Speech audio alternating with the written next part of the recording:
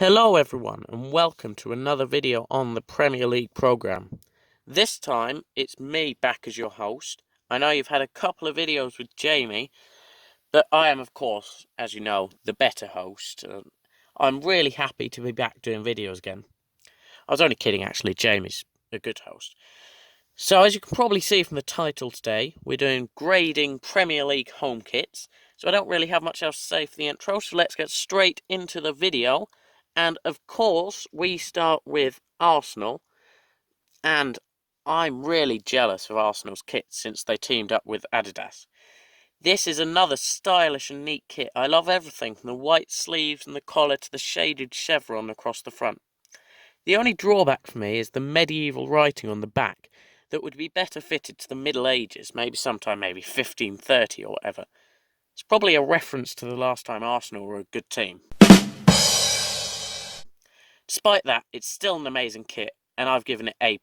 Next kit is Aston Villa, and this kit is okay, but nothing better than okay.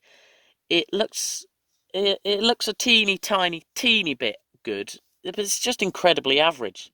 I don't want to say it's rubbish, just I've got no emotion when looking at this kit. I've given it a C+. So next kit is Brighton, and this is a bit of a Marmite kit really. You either love the kit or you hate the kit. As a Brighton fan, I love this kit. The white pinstripes are different, but they work. The yellow gives it a neat touch, and the collar, well. The collar is the only drawback. The collar makes it look like a smart school uniform, like an outfit you would wear to a wedding.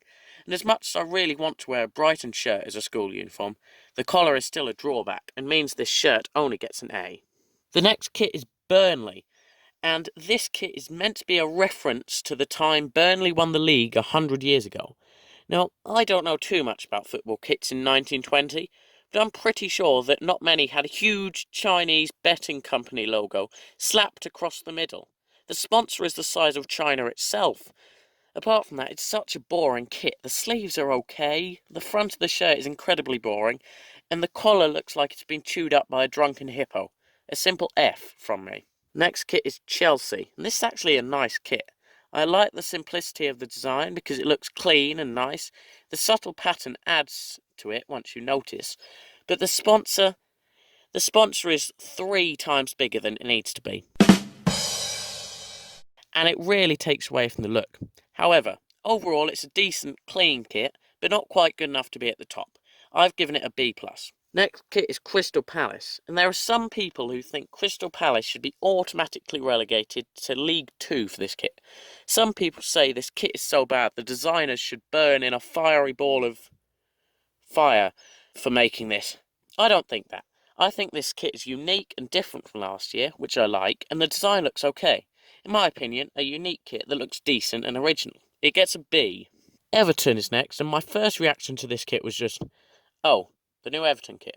Then I looked again and it turned to, ooh, the new Everton kit. And then I looked again and my only thought was, this is a nice kit. It is simple without being too simple. It's clean with some nice patterns. This is how a kit should be. Well done, Hummel. It gets an A. Fulham. And I can't really grade this kit because it hasn't been put out yet, so get a move on, Adidas. Get releasing this kit. Next one is Leeds, and this is a really classic Adidas kit. It's simple, but it's neat. It has some nice colours that make it definitely worthy of a newly promoted team, especially one with the stature of Leeds United. I don't think it's a world-class shirt, but I do like it, and I can't even think of a joke, so I'm going to stop talking here, else I'll be, boring you. So I'm going to give it a B+. The next one we've got is Leicester City, and this is a really nice kit. It's a shame we won't be able to see this kit in the Champions League next season after the biggest flop of flopping flops in the second half of last season. I like everything about this kit. There's something I can't put my finger on that takes away from this. I don't really know what it is, but something here is keeping it from being really good. It gets an A. Next is Liverpool. And what were they thinking for this kit? This isn't the shirt for the champions of England.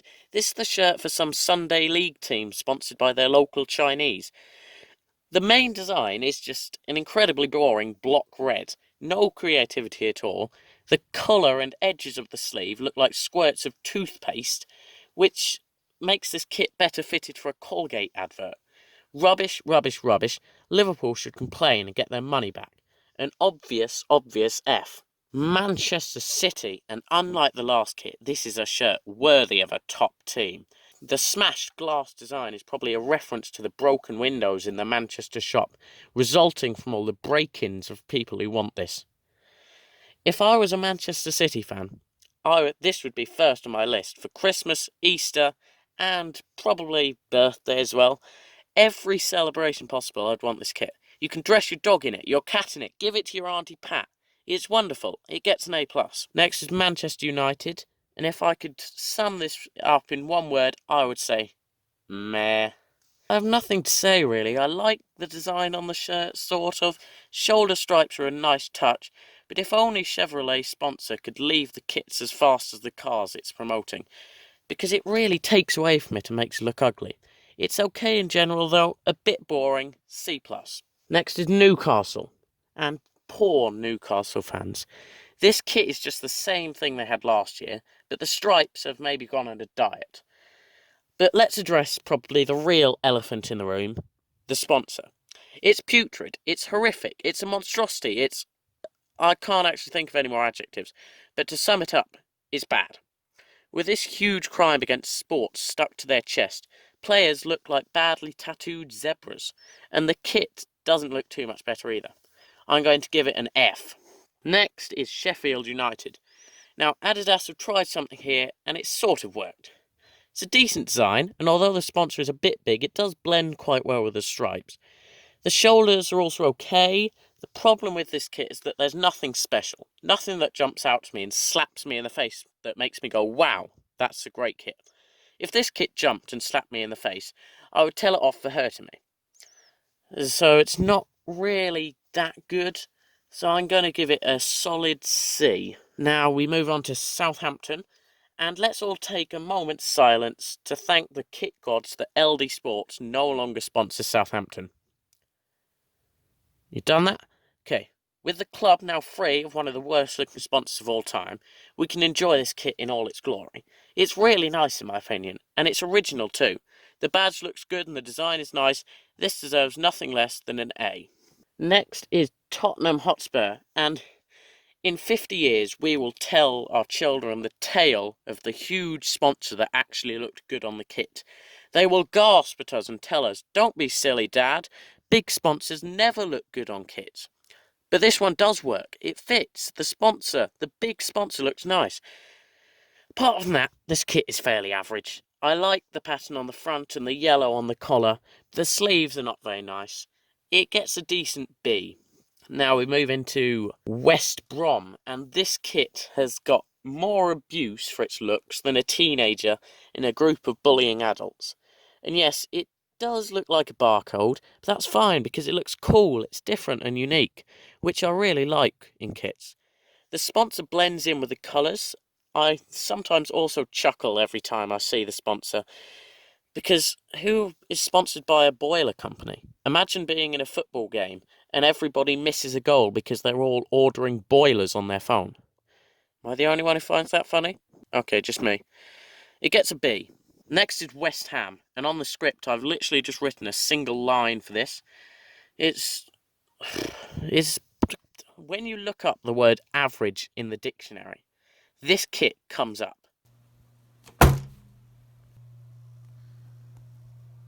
What the fuck? It just says average.